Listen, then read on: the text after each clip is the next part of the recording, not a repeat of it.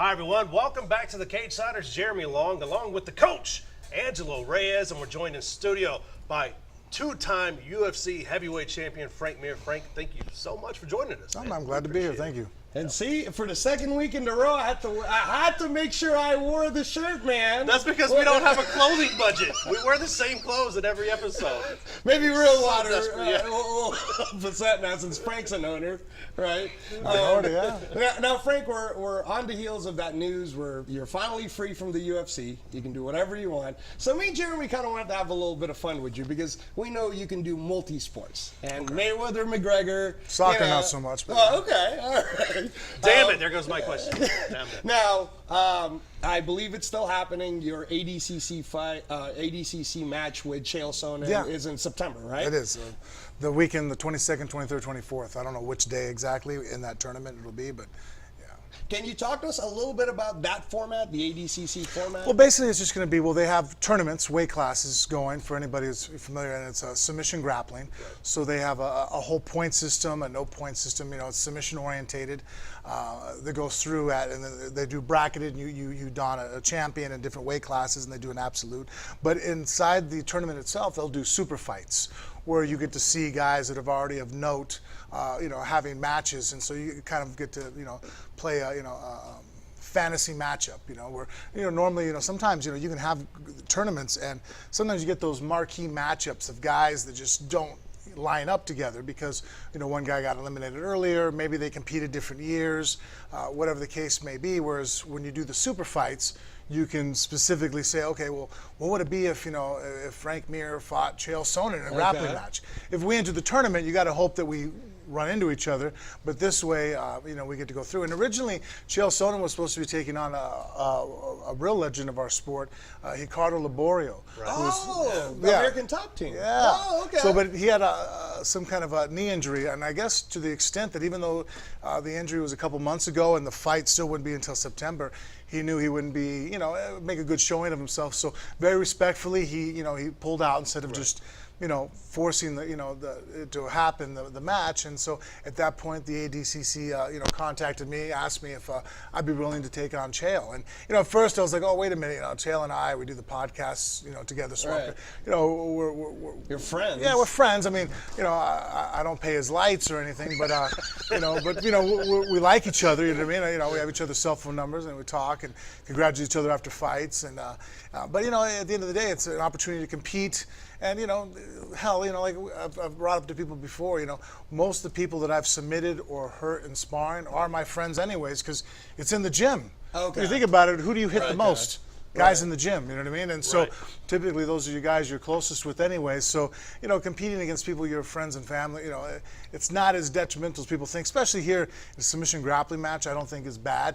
Fights, there's something to be said about dropping elbows on your buddy's face. I don't know. I hope I can avoid those in the future, but as far as the grappling matches, no big deal. So when you guys go, you and Chael go at it, you're going at it. Yeah, this we're is both the reason competitive. Why people should watch it. Oh yeah, we're gonna go, and and the cool thing is, I know I've seen a couple things on the internet where people think it's gonna be a shutout, that Chael has no chance, but you got to realize that there's a point system involved in this. Right. So if Chael is able to avoid being submitted by me, in the allotted amount of time, is a superior wrestler over than I am as far as points orientated. He's much more accomplished on a freestyle Greco-Roman level than I am. So he very well could score points, and if he plays it safe and doesn't let me submit him, it isn't like it's hopeless. This isn't Conor versus Mayweather where there's no chance Conor's going to win.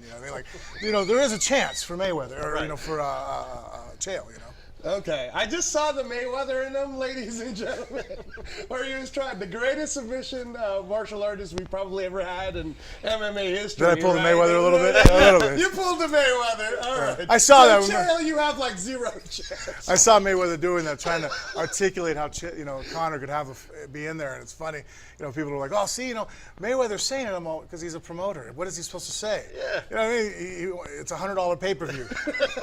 He's got to convince you somehow. No, it's not $100 pay for you to watch you and Chael, right? It's no. Like $50 or not 20. even. I don't know. Richard, how do you see the ADCC?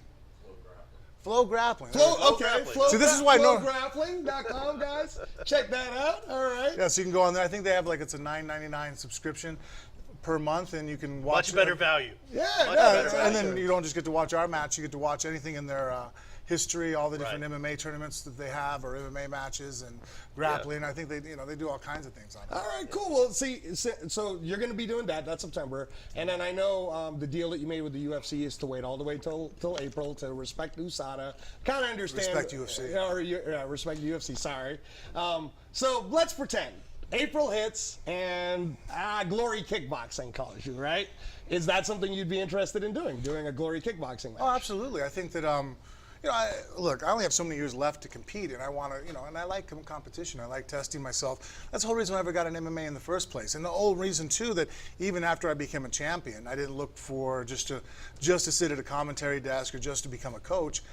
Every fight to me is still the same thing on the line, that I want to test myself. I want to go out there and face something that scares the shit out of me. Right. Competing and putting yourself out there, that's scary because you're really going to see what you're made out of. And you're going to do it in front of thousands of people. So whether you succeed or fail, everybody's going to watch. And I've been there, so I know what it feels like to fail and fall flat on your face. Right. I know the critics and what that stinging sensation of failure. And, it's still worth me going out there, and I very much enjoy testing myself. So whether it be in an MMA arena, I very much want to, and that's what I was kind of talking to Angelo about, like, hey man, maybe we can go down to Mexico and get a couple boxing matches. And it's funny, if I can make money at it too, that's great, The only time money ever actually comes into mind for me, it's the way my brain thinks. If I find out you're throwing an event and, you guys make $100,000 and I make a percentage of that, right? I don't care. At that point, you're like, well, you made 10 grand. I'm like, yeah, but the whole event made 100, so that's Right. pretty good, right?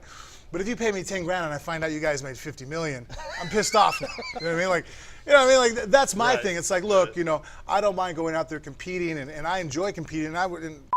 When I first started competing, I thought I was going to do it for free. I paid to show up at competitions. You know what I mean? Right. And so, but at the end of the day, I feel like a punk if I find out that the people selling tickets to the event made money and I Right. didn't. You know what I mean? Like, Right. That kind of rubs me the wrong way. Well, this is the fun part of this stage of your career now, because like if you do go, let's say Glory Kickboxing, they tell it to you up front, I think, on what it would be, or especially if we're doing boxing, Frank, and this is something I've always kind of talked to Frank about when he was sparring Berman Stavern and people like Marco Hook is, Right. if we did it right, not so much the way Connor's doing it, but if we did it right and it was proven even off of one fight, I say we just call out Tyson Fury. What do you think about that? Especially with Tyson. Here's my point to it, Frank. Tyson Fury's coming out of rehab. He's got to deal with what he's got to deal with. Is he still well north of 300 pounds, too? Isn't he? Yeah. So it'll take some time, all the way to April. Yeah. But he talks a lot of smack about MMA fighters and how even he believes Connor will knock out Floyd. So I'm kind of thinking, Frank? That's kind of weird how he thinks. I don't know. So, but what do you think of that? You've seen Tyson Fury fight before. You saw him fighting Klitschko and stuff. Yeah. Is that a matchup you could see yourself doing a boxing match with? Yeah, I think that's a much. As far as winnable fights, technique-wise, and knowing my strengths and weaknesses in a boxing match, I feel very confident against a Tyson Fury.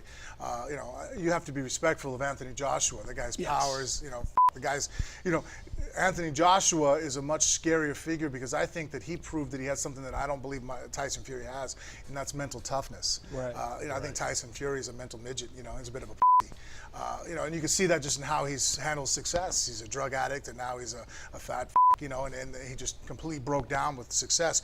Whereas with Anthony Joshua, I saw a guy that, me as a martial artist, that makes me nervous fighting a guy like that. A guy who got hit by Klitschko with his right hand, rocked. I mean, for 2 rounds, he didn't look right. Legs shaking. Right, he was hurt. right. And then in the 8th round, 9th round, started coming back, and then got clipped again. Where I was like, oh man, he might be going down for a second time, and still fought back, and not only pulled out the victory, but pulled it out decisively. Went and knocked out, TKO, whatever you want to define it. Dropped him 3 times in that 11th round, Klitschko. So, I think that here's the thing. I'm okay with promoting and calling out fights, but I don't think you can fabricate shit. You know what I mean? Like at the same time, like I don't see anything that I can point out at Anthony Joshua that isn't a respectable representative of the heavyweight division. I think that boxing now is so much better for having him. Now, Tyson Fury, I don't know. All that I just said, just flip it on its ass, complete opposite. You know, I think that, you know what I mean, I would love to go ahead and have an opportunity to smash him. And it'd be great if he really thinks MMA fighters are that bad. We could split it 1 for 1. You know, I'll do a boxing match. We'll even go first. You know what I mean? We could do boxing. And then 3 months later, go ahead and let me go ahead and break his arms, you know? Oh, that would be cool, man. Hold on. We're going to take a quick commercial break. When we come back, we're going to stay with Frank. Stay with Frank? All right. Yeah. Don't break our arms in the break. All right. When we come back, more from Frank Mir.